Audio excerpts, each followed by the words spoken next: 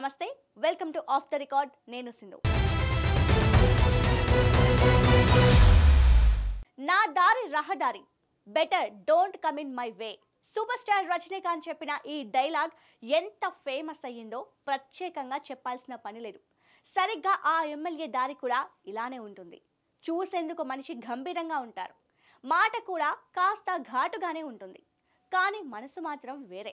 సుదీర్ఘకాలంగా రాజకీయాల్లో ఉన్న ఆయన ముక్కుసూటిగా వెళ్లడమే తప్పవుతుంది ఏడాది కాలంలో ఆయన ఎవరిని ఇబ్బంది పెట్టలేదు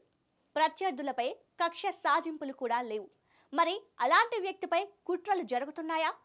పార్టీ అధిష్టానం దృష్టిలో ఆయన్ని చెడ్డ చేస్తున్నారా అసలెందుకు ఆయన టార్గెట్ అయ్యారు ఇంతకీ ఎవరా ఎమ్మెల్యే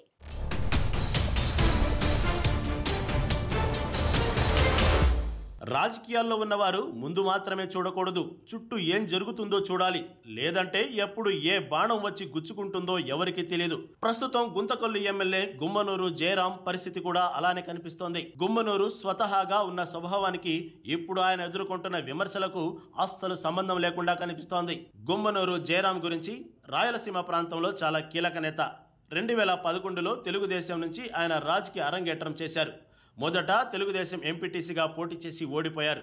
ఆ తర్వాత 2006లో సైకిల్ పార్టీ నుంచి చిప్పగిరి జెడ్పీటీసీగా పోటీ చేసి గెలిచారు ఆ తర్వాత 2009లో ప్రజారాజ్యం పార్టీ అసెంబ్లీ ఎన్నికల్లో తొలిసారి పోటీ చేసి ఓడిపోయారు ఆ తర్వాత 2012లో వైఎస్ఆర్ కాంగ్రెస్ పార్టీలో చేరారు అప్పటికే క్షేత్రస్థాయిలో బలంగా ఉన్న గుమ్మనూరు 2014, 2019 ఎన్నికల్లో వరుసగా 2 సార్లు ఆలేరు నుంచి ఎమ్మెల్యేగా గెలిచారు ఒక వ్యక్తి ఇలా వరుసగా 2 సార్లు ఎమ్మెల్యేగా గెలవడం అది కూడా కొత్తగా వచ్చిన వైసీపీ నుంచి అంటే ఆయన ప్రజల్లో ఎంత బలంగా ఉన్నారో అర్థమవుతుంది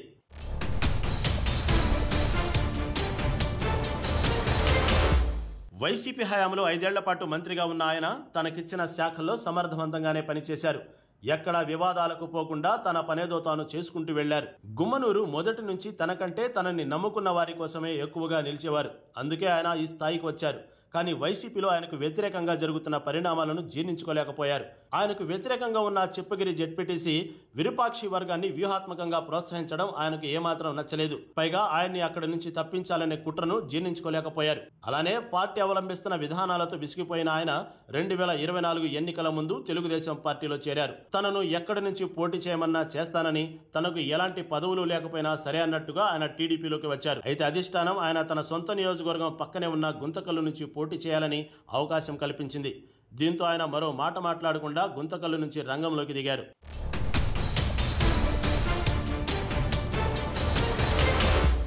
ఇక గుమ్మనూరుకి మొదట్లో గుంతకల్లు టీడీపీ నేతల నుంచి నిరసన వ్యక్తమైంది ఎట్టి పరిస్థితుల్లో సపోర్ట్ చేయమని తమ్ముళ్లు తేల్చి చెప్పేశారు ఎక్కడి నుంచో వచ్చిన ఆయనకు తామెందుకు సహకరిస్తామంటూ పెద్ద ఎత్తున ఉద్యమం చేశారు అయితే తమ నిర్ణయం మార్చుకుని ఆ పార్టీ అధిష్టానం గుమ్మనూరుకు సహకరించాలని స్థానిక నేతలను ఆదేశించింది ఇక ఎన్నికల ప్రచారంలో అందరినీ కలుపుకుంటూ పోయిన జయరాం విజయం సాధించారు అయితే ఎన్నికల్లో గెలవడం వరకు ఒక ఎత్తైతే గెలిచిన తర్వాత ఇంకో ఎత్తు ఎందుకంటే ఇప్పుడు ఆయన భిన్నమైన పరిస్థితులు ఎదుర్కొంటున్నారు కుటుంబ పాలన చేస్తున్నారని భూదందాల్లో ఆయన కుటుంబం జోక్యం ఎక్కువగా ఉందన్న ఆరోపణలు వస్తున్నాయి ఇక ఇసుక కర్ణాటక మద్యం తదితర అంశాల్లో ఆయన ఉన్నారంటూ ప్రత్యర్థులకు తోడు కొందరు సొంత పార్టీ నేతలే ప్రచారం చేస్తున్నారట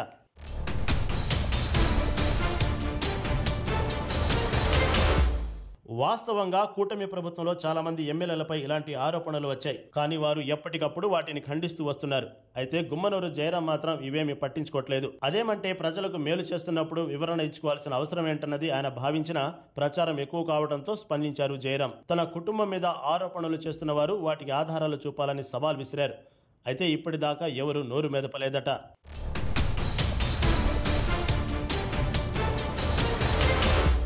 ఇక కూటమి ప్రభుత్వం వచ్చినప్పటికీ గుంతకల్లు నియోజకవర్గంలో ఏ వైసీపీ నేత మీద ఆయన కక్ష సాధింపు చర్యలు తీసుకోలేదు స్వయంగా టీడీపీ నేతలే ఆయన్ను కిందకు లాగాలని చూస్తున్నా పట్టించుకోలేదు అయితే త్వరలో ఏపీలో స్థానిక సంస్థల ఎన్నికలు రానుండటంతో సొంత పార్టీలో కుంపట్లు పెడుతున్న వారికి స్ట్రాంగ్ వార్నింగ్ పంపారు జయరాం అంతేకాదు స్థానిక టీడీపీ నేతలతో కలిసి తనపై కుట్రలు చేస్తున్న వైసీపీ నేతలకు కూడా వార్నింగ్ ఇచ్చారు ఇక్కడ ఆయన వాడిన భాష మీదే చాలామంది అభ్యంతరం వ్యక్తం చేస్తున్నారట